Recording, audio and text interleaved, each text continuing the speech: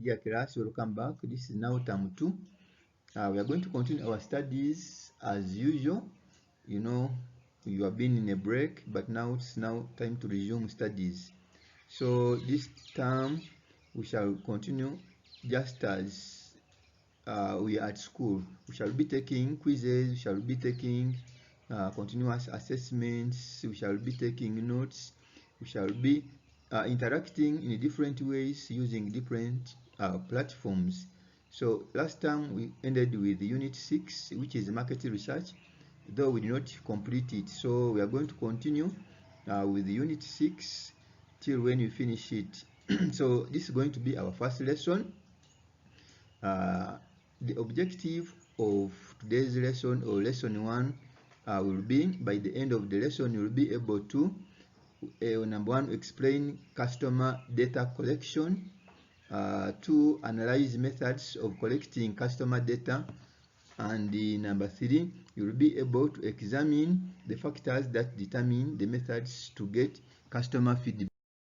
Okay, let's now look at what real customer data collection is. So customer data is defined as information that is gathered in the process of carrying out transactions with the business, or through customer interactions with the business, for instance, through surveys, through interviews, through marketing campaigns, among others. So business needs to collect as much data as possible from customers before getting the useful information that they can use to provide good services or fair prices, and knowing exactly what products do consumers need depending on the various information collected from them. So we can take a pause and think about this activity. So this we have a question here, is that if you own and operate a shop that markets plumbing materials and equipment, which data do you think is necessary to collect from your customers? So if you are dealing in a business that sells plumbing materials, which information do you think you need to collect from your customers? So that is a food for thought. You may go ahead and think about the information that you need if you operate such an enterprise. So generally, the following data can be collected from customers. The data that business may collect from the client, the first one may include the contact details. So the contact details may include name and physical address of the client, then details of the customer, for instance, the telephone numbers, email address, Twitter account or Twitter, then you have Facebook, among others. So some businesses use fax as contact details also. So when businesses get to know the contacts of the client, it may benefit in some of the following ways. So one, businesses may market to them directly by using SMS, by sending emails, by sending faxes, among others. Two, businesses may send personalized messages to their clients if they have their contact details, and also businesses may contact them directly in case they need them. So for instance, a business may need to know to carry out a survey or satisfaction analysis about a certain service they are providing, so they may need to contact their customers directly in case they have their contact details.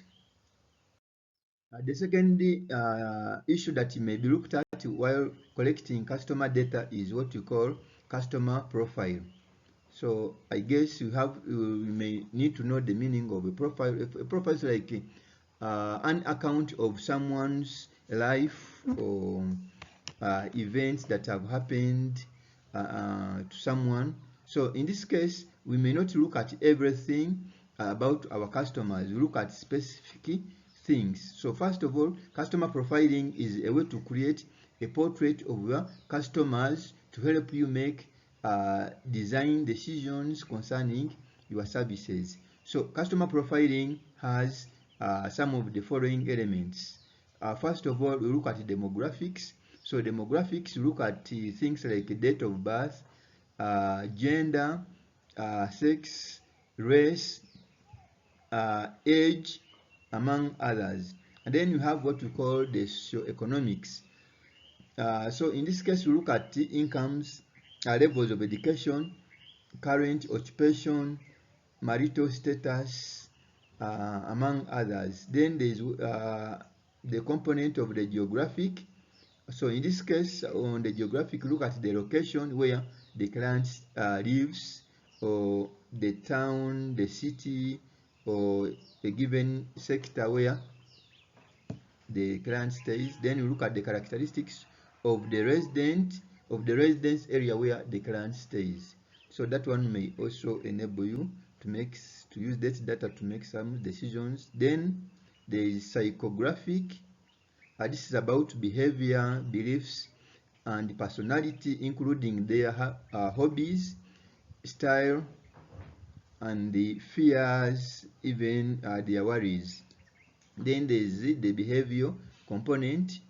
That one, behavior influences the customer's decision in buying in terms of their product choice, price factor, and the promotion. So if you know the behavior of the client and you profile it, so that one will enable you to know the promotion strategies that you have to use.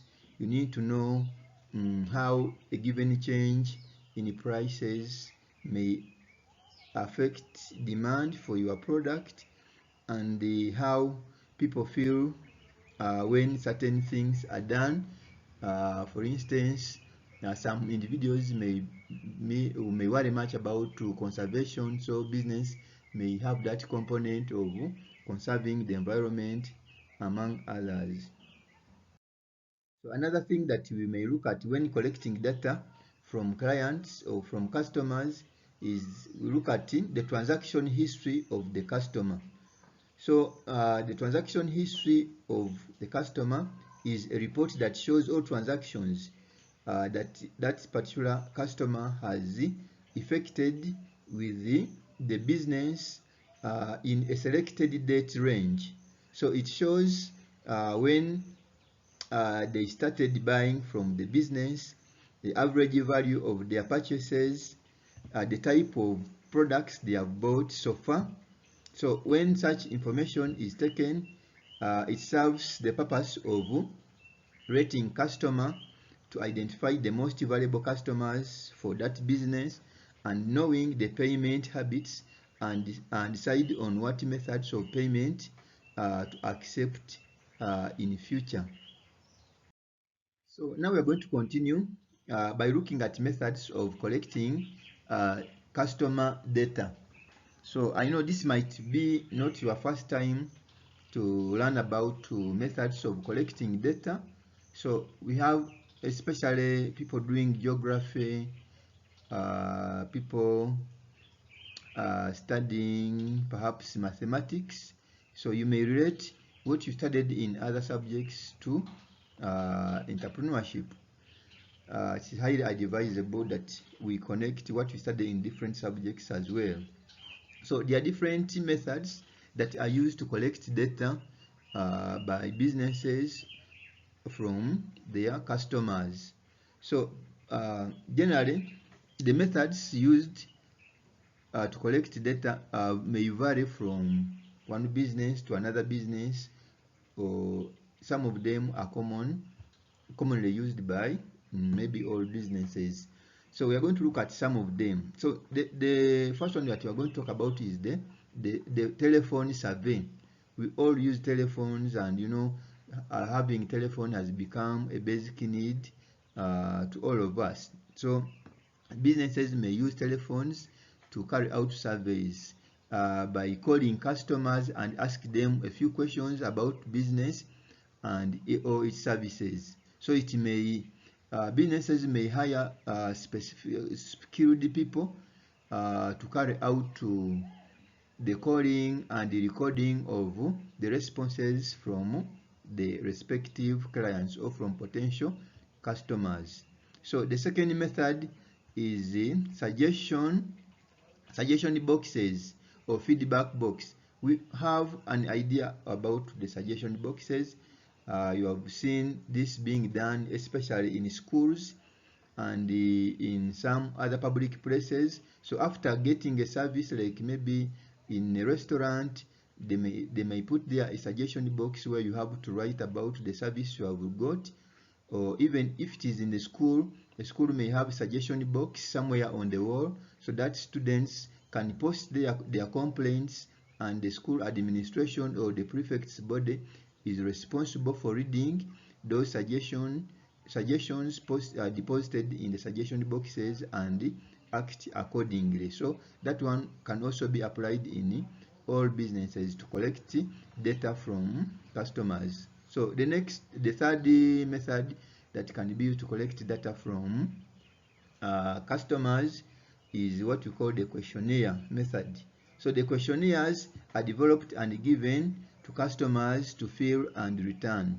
So the advantage is that the returned questionnaires can be filed and analyzed to get customers thinking. So questionnaires, we all know, they are like questions. So businesses come up with specific questions that they want clients to respond to. Clients take them and then they return them when they have filled in the responses. So business can use the data collected to serve the purpose that it wanted to serve with that data. Then we have what we call the focus groups. So focus groups are normally small groups of individuals, normally between 6 to 10 people, that gather together and they discuss a certain issue. Then in this case, it might be about a service or a good of a given business or given company. So their responses are generalized and then they are now analyzed after, and it gives a picture of what all customers from that business think about the services or products of the business. So we continue. Another method is direct face-to-face inquiry. This can be like providing some small pieces of paper or what we call the brief cards, where clients write down information on them and then they give them back to people conducting the survey, who later reads through all the information written on those small pieces of paper, and then that one is also a method of collecting data. So that one it may be about whether to improve on services or to introduce a new products. You can use that method. So we have what we call another way is like talking to customers when they come to business. So this is the easiest way to collect information directly from the customers when they come to carry out transactions at the business. You can request them for a minute and then they give you instant feedback about the service they are getting. For instance, if you went to the bank, the bank may employ someone or the customer care desk. They may give you a piece of paper or any other device that you can use electronically to answer some questions. For instance, they may ask you, how long did you spend on the queue? Were you served well? Or on the ranking of 1 to 5, how do you consider the service that you are given? So such things. Then you have through employees. This is another method. Employees can also help to collect data. So because employees interact with the customers on a daily basis, so employees can provide information about customers in terms of business aspects they complain about or what they compliment about business. So since employees interact with the customers, so they are able to know their worries or what they like about the business. So feedback may be generated from employees since they know how the customers feel through their interaction with them.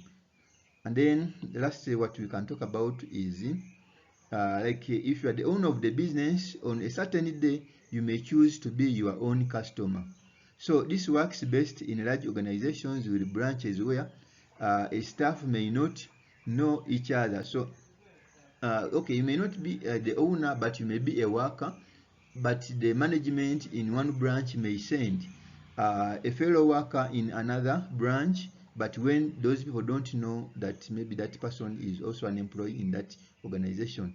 So a number of staff pretends to be customers, so they go somewhere and then from their experience that they get from the other branch of the business, they can also help to generate data which can be used by that organization to make some changes in the way they provide services or in the way they do business.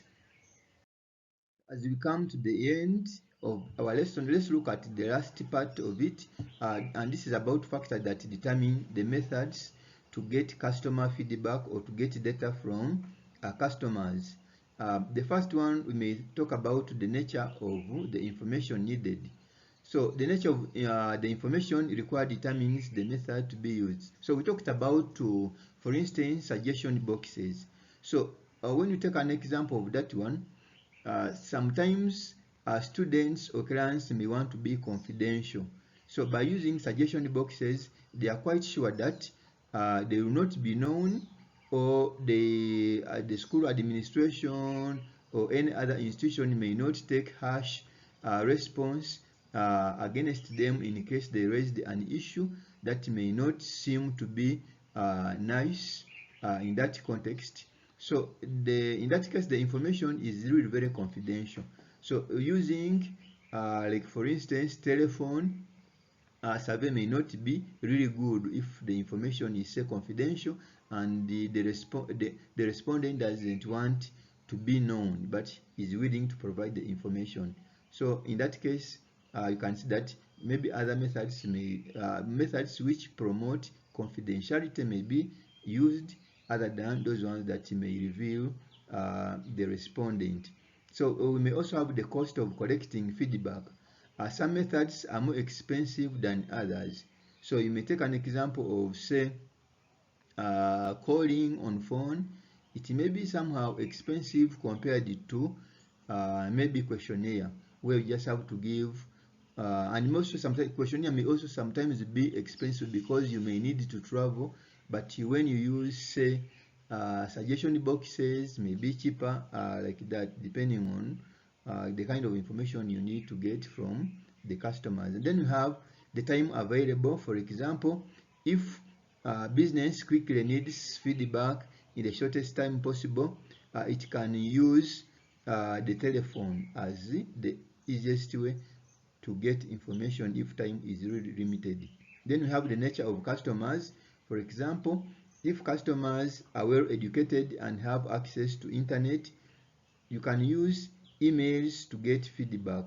So if customers are educated or they have idea on how to use technology and internet, then you can focus on collecting information using technology other than maybe using questionnaires, print papers, and so on. And they will have the last factor that you may look at for today, availability of some methods. So some methods of collecting feedback may not be available to the business owner or to the customer, so you use what is available. So those are some of the factors that determine the methods to get customer feedback. So you may also think of other factors. These are only 5. You may think of others.